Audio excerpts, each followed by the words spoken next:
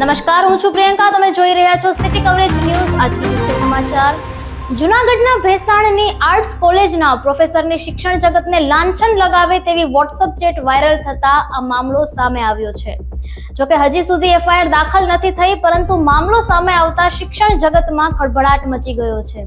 જૂનાગઢ જિલ્લાના ભેસાણની કોલેજમાં બનેલી ગુરુ શિષ્યની પવિત્ર પરંપરાને લાંછન લગાડનારી આ ઘટનાથી શિક્ષણ જગતને કાળો ડાઘ લાગી ગયો છે. આ ઘટનાના ઘેરા પડઘા પડતા ઇન્ચાર્જ પ્રિન્સિપાલ તુરંત જ એક્શન મોડમાં આવી ગયા છે. તેમણે ડેમેજ કંટ્રોલ માટે પ્રિન્સિપલ દ્વારા સ્થાનિક સ્તરે એક કમિટી બનાવી છે અને સમગ્ર મામલે રાજ્યના શિક્ષણ વિભાગમાં અહેવાલ અપાઈ ગયો છે. પ્રોફેસર દ્વારા વિદ્યાર્થીનીના મોબાઈલમાં કરાયેલી બીભત્સ ચેટ ખૂબ વાયરલ થયેલ છે. જોકે હજુ સુધી આ બાબતે કોઈ પોલીસ ફરિયાદ થયેલ નથી. સિનિયર અધ્યાપકોની કમિટી બનાવી અને એની તપાસ મેં એને સોંપી દીધી પ્રિન્સિપાલ તરીકે. એ અહેવાલ જે છે એ તૈયાર થયો. એ અહેવાલ અમે અમારી ઓફિસને ગાંધીનગર એ મોકલી આપીએ છીએ. એટલે એમાં જે છે એમાં છોકરાઓને માર્ક ઓછા આપવા, મૂકવા, એની હાજરી ન પૂરવી અને અમુક જે વિદ્યાર્થીનીઓ છે એની સાથે વિભત્સ અશ્લીલ જેને કહી શકાય એવા વાક્યોનો પ્રયોગ એ કરતા હતા. એની વાત પણ એમાં થઈ અને આ રીતે એ વિદ્યાર્થીનીઓ જે છે એણે અમને લેખિતમાં આ ફરિયાદ કરી. જે ફરિયાદના આધારે એક અહેવાલ તૈયાર કરીને અમે કમિશનરને મોકલી આપ્યો છે. રામનવમી તહેવાર નિમિત્તે જૂનાગઢ મહાનગરપાલિકા શહેરી વિસ્તારમાં ચાલતી મટન શોપ અને ફિશ શોપ બંધ રાખવા માટે આદેશ કરાયો છે.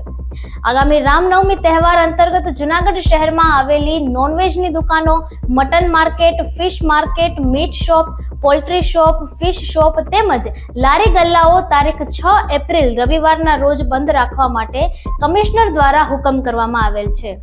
આ આદેશનો ચુસ્તપણે અમલ કરવાનો રહેશે, અન્યથા મહાનગરપાલિકા દ્વારા આદેશના ભંગ બદલ કાયદેસરની કાર્યવાહી કરવામાં આવશે, જેની મીટ શોપ ધારકોએ ખાસ નોંધ લેવી. જૂનાગઢ મહાનગરપાલિકા કચેરીમાં શનિવાર તથા રવિવાર રજાના દિવસોમાં પણ વેરા વસૂલાતની કામગીરી રાબેતા મુજબ જ ચાલુ રહેશે.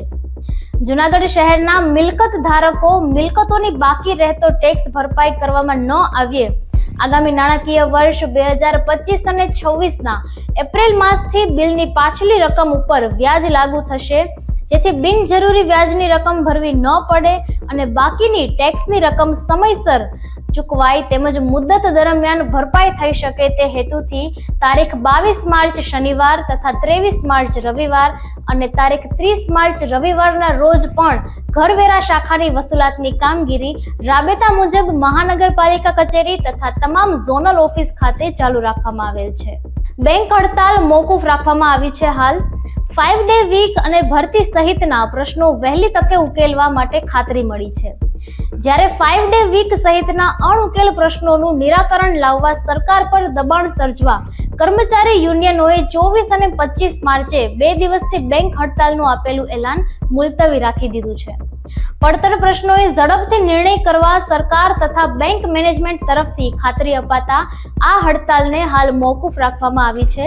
હવે 22મી એપ્રિલે વાટાઘાટોનો નવો રાઉન્ડ યોજવાનું જાહેર કરવામાં આવ્યું છે. આજથી આઈપીએલની શરૂઆત. ક્રિકેટના રોમાંચક કાર્નિવલનો પ્રારંભ. 10 ટીમો વચ્ચે 2 મહિના સુધી ક્રિકેટની જંગ જોવા મળશે. ચેમ્પિયન કોલકાતા અને બેંગ્લોર વચ્ચે આજે ઈડન ગાર્ડન ખાતે સાંજે 7:30 થી પ્રારંભ થશે મુકાબલો.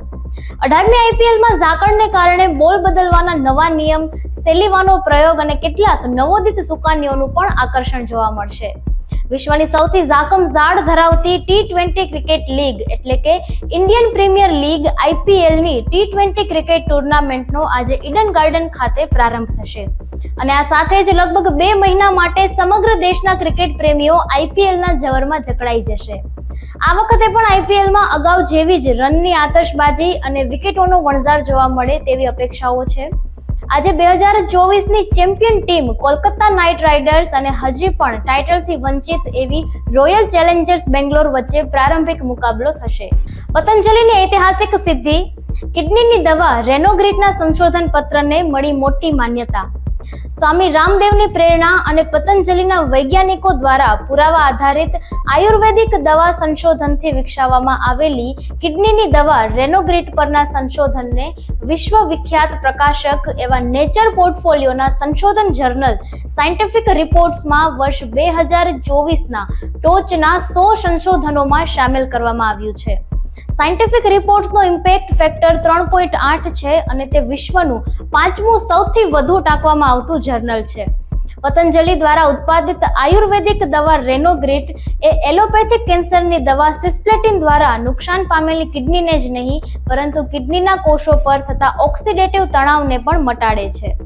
આ પ્રસંગે આચાર્ય બાલકૃષ્ણએ જણાવ્યું હતું કે રેનોગ્રીટની આ સફળતા વૈશ્વિક સ્તરે આયુર્વેદની વૈજ્ઞાનિક પ્રામાણિકતાને માન્યતા આપવા તરફ એક મહત્વપૂર્ણ પગલું છે.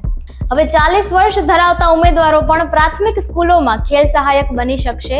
ખેલ સહાયકની ભરતી માટે વય મર્યાદા 38 થી વધારીને 40 વર્ષની કરાઈ છે. અનેક રજૂઆતોને પગલે શિક્ષણ વિભાગે વય મર્યાદામાં વધારો કર્યો છે. હવે રાજ્યની સરકારે પ્રાથમિક શાળાઓમાં 38 ને બદલે 40 વર્ષ ધરાવતા ઉમેદવારો પણ ખેલ સહાયક બની શકશે. ખેલ સહાયક બનવા માટે ઓનલાઈન રજીસ્ટ્રેશનની કાર્યવાહીઓ શરૂ કરવામાં આવી હતી, જેમાં હવે વય મર્યાદામાં વધારો કરવામાં આવતા રજીસ્ટ્રેશનની મુદતમાં પણ વધારો કરવામાં આવશે. સૂત્રોએ જણાવ્યું હતું કે ખેલ સહાયક માટે પસંદ થનારા ઉમેદવારોને માસિક ₹21,000નું ફિક્સ મહેનતાણું ચૂકવવામાં આવશે. ખેલ સહાયક બનવા માટે માત્ર ઓનલાઈન અરજીઓ જ સ્વીકારવામાં આવી હતી, જેમાં ગત વખતે પણ વય મર્યાદામાં વધારો કરવા માટે રજૂઆતો કરાઈ હતી. મિલકત દસ્તાવેજની નોંધણીને લઈને સરકારે એક મોટો નિર્ણય લીધો છે. હવે 1 એપ્રિલથી ખુલ્લા પ્લોટના અક્ષાંશ રેખાંશ દર્શાવવા ફરજિયાત. આ નિર્ણયથી મિલકતની ખરીદ વેચાણ પ્રક્રિયામાં પારદર્શિતા લાવવા અને સ્ટેમ્પ ડ્યુટીની આવકમાં થતા નુકસાનને રોકી શકાશે. નવા નિયમ અંતર્ગત હવેથી ખુલ્લા પ્લોટોના દસ્તાવેજોમાં અક્ષાંશ અને રેખાંશની નોંધ ફરજિયાત રીતે કરવામાં આવશે અને આ નિયમને 1 એપ્રિલ 2025 થી રાજ્યની તમામ સબ રજિસ્ટ્રાર કચેરીઓમાં લાગુ પાડવામાં આવશે. જો દસ્તાવેજમાં આ વિગતો નહીં હોય તો નોંધણી સ્વીકારવામાં આવશે નહીં. સુનિતા વિલિયમ્સને મળશે તેનો ઓવરટાઈમ ખર્ચ. ટ્રમ્પે કહ્યું કે એ ખર્ચ હું મારા ખિસ્સામાંથી ચૂકવીશ. અવકાશ યાત્રીઓ અવકાશમાં પણ તેમનો નિયમિત રીતે પગાર મેળવે છે, કેમ કે તેઓને સત્તાવાર યાત્રા મુજબ સરકારી કર્મચારીઓ તરીકે જ ગણવામાં આવે છે. આનો અર્થ એ છે કે નાસા તેમના પરિવહન, રહેવા અને ભોજનને તેમાં જ આવરી લે છે.